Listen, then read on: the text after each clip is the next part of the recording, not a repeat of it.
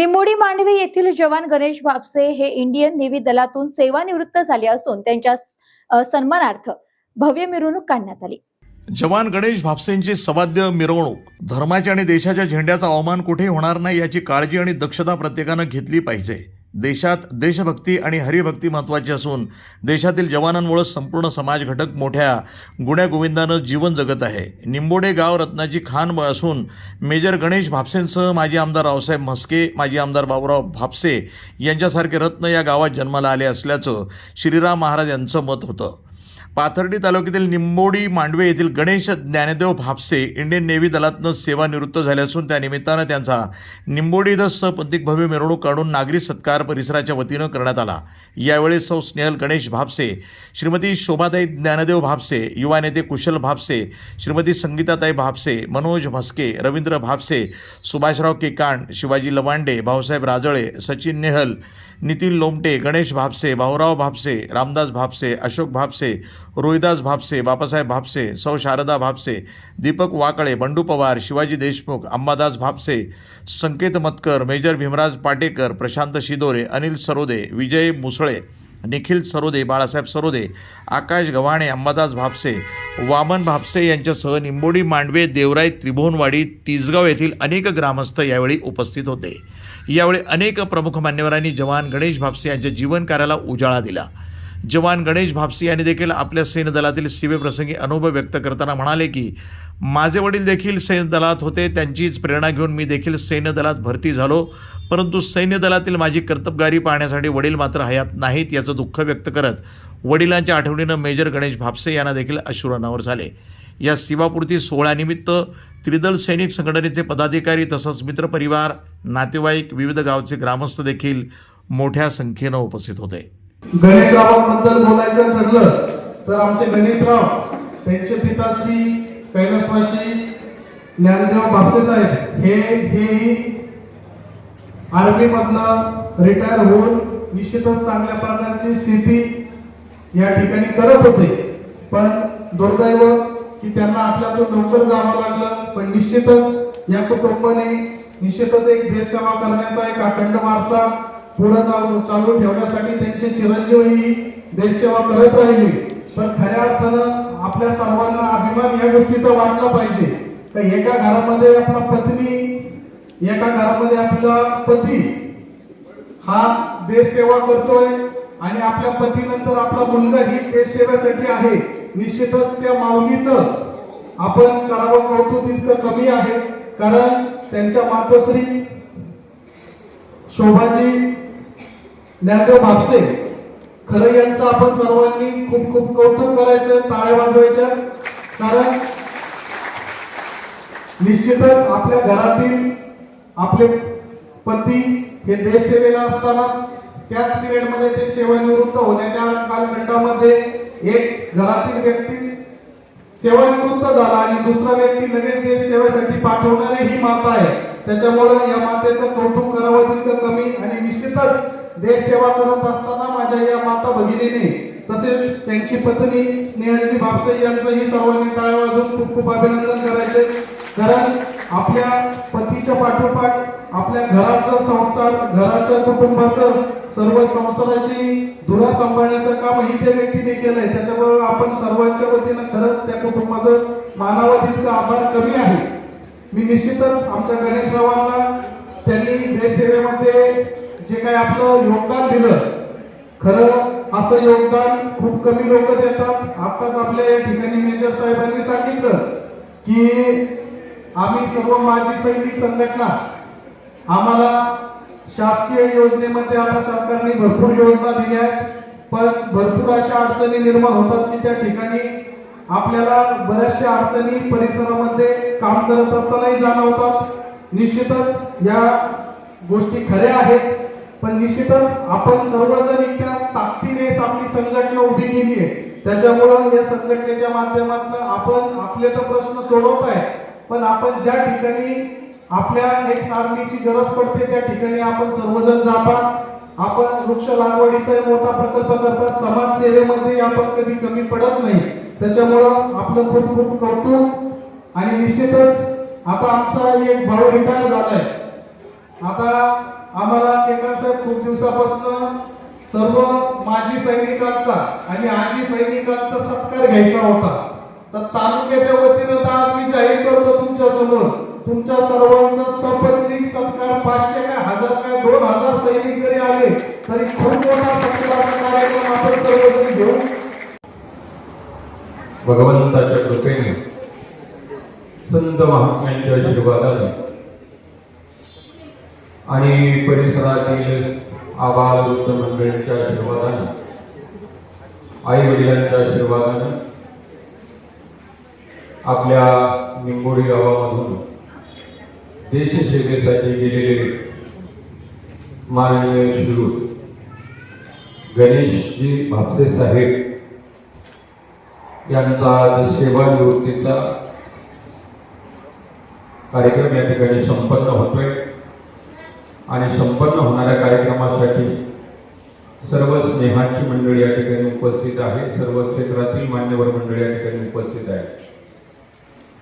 प्रथमतः मी भगवंताच्या चरणावर या ठिकाणी वंदन केलं. छत्रपती शिवाजी महाराजांच्या चरणांनी पूजा झाली, वंदन केले आणि ज्यांनी सेवानिवृत्त झाले ते माझ्या पायावर वाकण्याच्या अगोदर मी नतमस्तक झालो. खऱ्या अर्थानं या देशामध्ये दोनच माणसं जिवंत राहिले, ते म्हणजे हरिभक्त आणि दुसरे देशभक्त.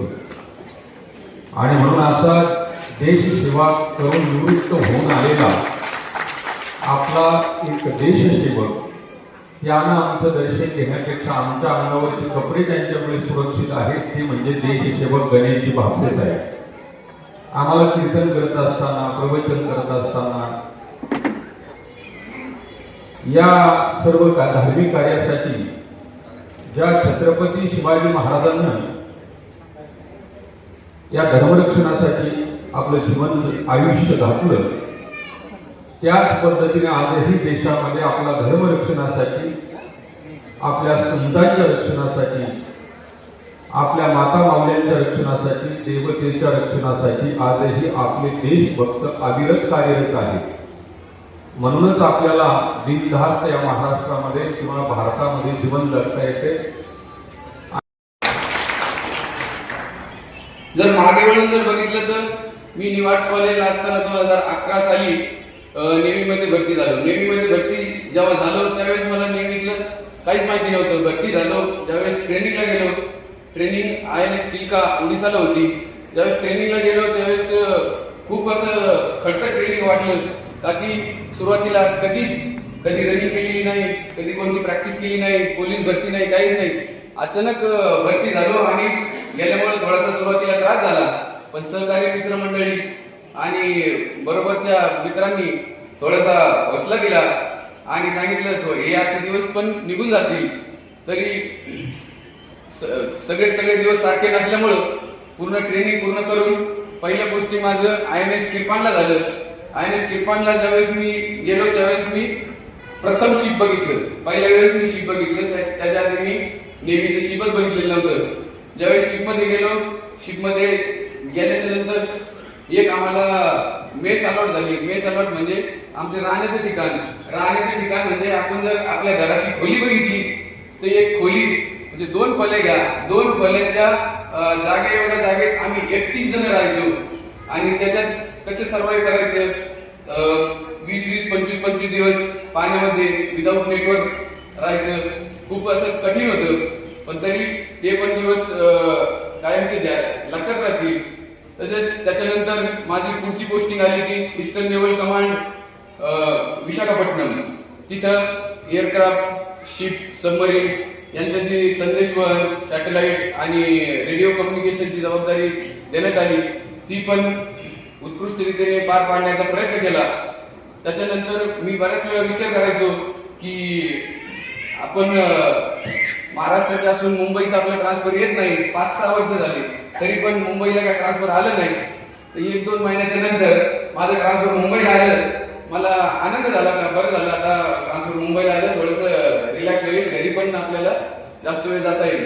पण हा आनंद काही जास्त वेळ टिकला नाही, का की जे माझं शिप होतं INS ब्रह्मपुत्रा ते मुंबईला कमी आणि Gujarat, Porbandar, gulf of Aden त्या खाडीमध्ये IT पायरसी ऑपरेशन तिकडे जास्त करून डिप्लॉय असायचं. त्याच्यामुळं 2.5 वर्षाच्या काळामध्ये फक्त 5 ते 6 महिनेच मी मुंबईत होतो. बाकी 3-4 कंट्री तिथे मला पाहायला भेटल्या, तिथली संस्कृती अनुभवायला भेटली. बरेचसे वेगवेगळे अनुभव आले. समुद्री पायरेट, समुद्री चाचे काय असतात ते जवळून बघितलं. कशा पद्धतीने ती शिप हायजॅक करतात हे सगळे ऑपरेशन जवळून बघितले. त्यानंतर माझं ट्रान्सफर पुन्हा यायला झालं रत्नागिरीला मी जवळपास 2.5 वर्ष तिथं NCC मध्ये पोस्टिंग होती. तर रत्नागिरी, सिंधुदुर्ग, कोल्हापूर, सांगली आणि सातारा या 5 जिल्ह्यातील जवळपास 1000 ते 1200 NCC कॅडेट्सला ट्रेनिंग देण्याची मला संधी मिळाली. तसेच त्यांच्याकडून बरेचसं काही शिकायला भेटलं. तिथली संस्कृती, आपली संस्कृती, बऱ्याचशा गोष्टी, वेगवेगळ्या गोष्टी अनुभवायला भेटल्या. त्याच्यानंतर सगळ्यात माझी लांबची पोस्टिंग आली ती म्हणजे तामिळनाडू कन्याकुमारीच्या जवळ. सर आपल्याकडे बरीचशी मंडळी तिकडं फिरायला येत असतात, पण असं काही योगायोग कधी झाला नाही का कोणी मला तिथे भेटलं म्हणून. अमोल मस्के मेजरने एकदा मला कॉल केला होता, आपल्या इकडचे निंबोडीचा आपला एक ग्रुप आलेला आहे तिकडे, तू कॉल कर. पण मी ज्यावेळेस कॉल केला त्यावेळेस दीपक दादा मस्के पीटर ते केरळमध्ये नुकतेच पोहोचले होते जाऊन, त्याच्यामुळे भेट झाली नाही.